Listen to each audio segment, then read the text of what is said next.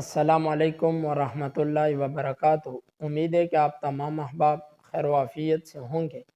एक छोटा सा पैगाम का रमज़ानुल मुबारक का बाबरकत और मुनव्वर महीना तकरीबन अपने अख्तामी मराइल के अंदर दाखिल हो चुका है।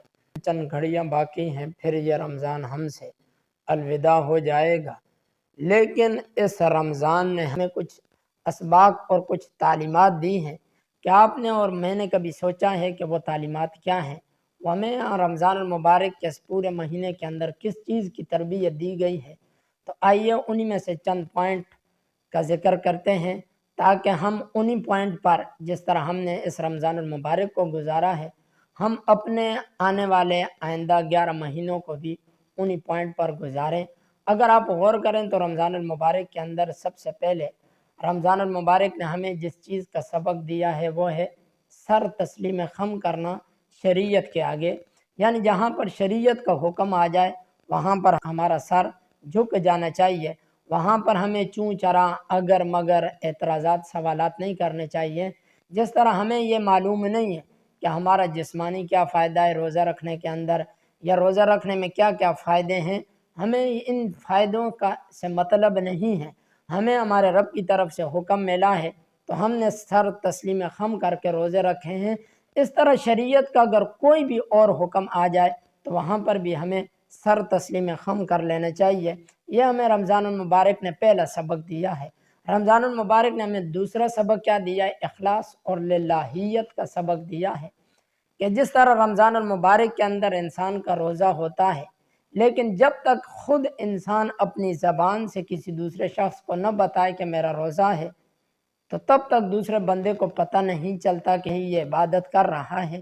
तो इसी तरह ये रमज़ान मुबारक हमें इस चीज़ का सबक दे रहा है कि आप ज़िंदगी के अंदर कोई भी नेक अमाल करें तो कोशिश करें कि आपके उस नेक अमाल पर पर्दा रहे, उस नेक अमल को सिर्फ रब ताला की ज़ात ही जाने।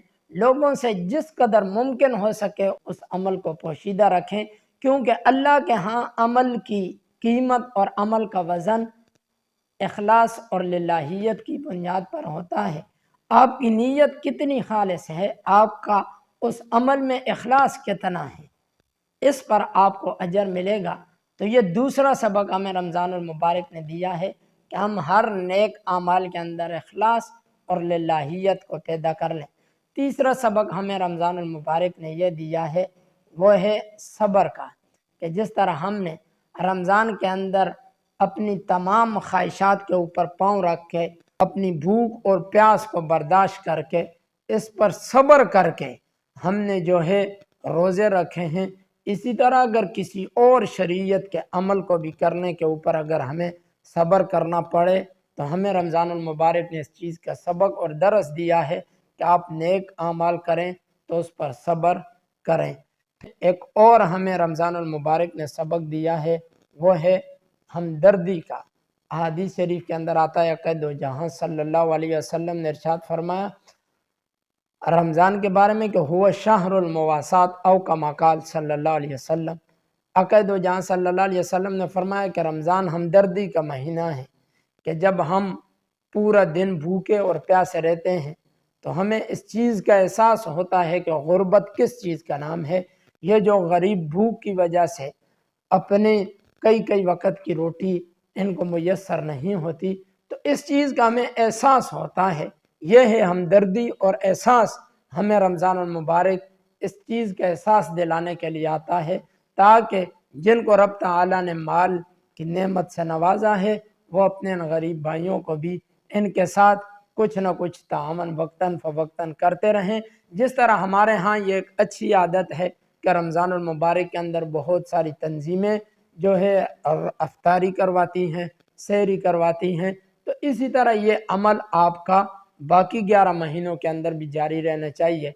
मुझे भी और आपको भी इन गरीबों के साथ हमदर्दी वाला जज्बा हमारा जिस तरह रमज़ान मुबारक के अंदर होता है, इस तरह बाकी 11 महीनों के अंदर भी कोशिश होनी चाहिए कि हमारा इन लोगों के साथ हमदर्दी वाला जज्बा बाकी रहे। इसी तरह रमज़ान मुबारक हमें एक और चीज़ का सबक देता है और वो है मस्जिद के साथ मजबूत ताल्लुक़। जिस तरह हम रमज़ान मुबारक के अंदर कोशिश करते हैं कि हम पांचों की पांचों नमाजें मस्जिद में अदा करें। वो लोग भी कि जो मस्जिद को कम आते हैं बाकी महीनों के अंदर, उनकी भी कोशिश होती है कि रमज़ानुल मुबारक के अंदर वो मस्जिदों के साथ अपना ताल्लुक़ मजबूत करें, मस्जिदों में नमाज पढ़ने के लिए जाएं।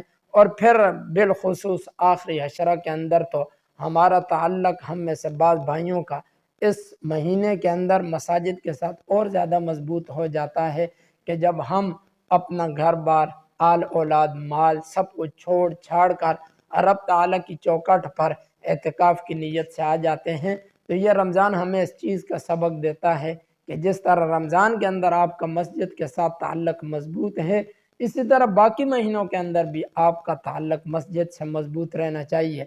इसी तरह रमज़ानुल मुबारक हमें एक इस चीज़ का सबक भी देता है कि जिस तरह हम तरावी की नमाज के अंदर 20 रकातें बजमात अदा करते हैं, इमाम का पूरा कुरान पाक सुनते हैं, तो हमें यह रमज़ान इस बात का सबक देता है कि जिस तरह आपने तरावी का एहतमाम किया है, इसी तरह कोशिश करें कि बाकी 11 महीनों के अंदर भी आप नमाज को बाजमात अदा करें। इसी तरह हमें इस चीज़ का सबक भी देता है कि जिस तरह आप रमज़ानुल मुबारक के अंदर कुरान के साथ जुड़ जाते हैं, हर आदमी की कोशिश होती है कि यार मेरा एक ख़त्म हो जाए, मैं भी कुछ वक़्त इस माह मुक़द्दस के अंदर कुरान की तिलावत कर लूँ।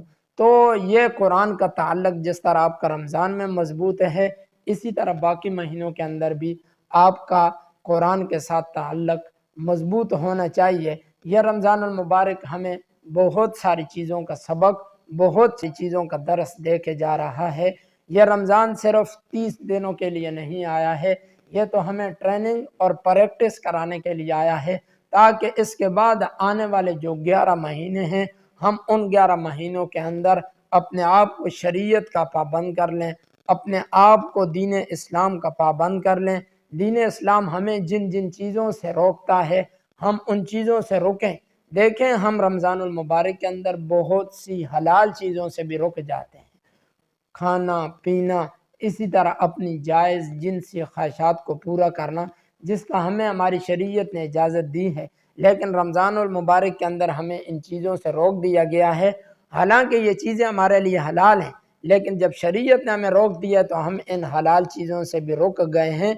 तो इसी तरह हमें चाहिए कि हम जिस तरह शरीयत ने हमें जब इन हलाल चीज़ों से रोका है और हम रुक गए हैं, तो इसी तरह बाकी 11 महीनों के अंदर हम उन चीज़ों से भी रुकें कि शरीयत ने जिनको हमारे लिए हराम करार दिया है, हमें शरीयत ने उनके करीब जाने से भी मना कर दिया है, तो हम साल के बाकी 11 महीनों के अंदर उन हराम चीज़ों से भी रुकें कि जिनसे हमें हमारी शरीयत ने रोका है। उन आमाल को करें, उन अहकाम की बजावरी करें कि जिनका हमें हमारी शरीयत ने हुक्म दिया है, ताकि हम जब ये चंद दिनों की ज़िंदगी, चंद सालों की ज़िंदगी गुजार कर अपने उस रब के सामने जाएं, अपने उस रब के सामने हाजिर हों, तो हमें किसी किस्म की शर्मिंदगी, नदामत का एहसास ना हो, बल्कि हम सुरखरू होकर अपने रब के सामने, अपने नबी के सामने खड़े हो सकें।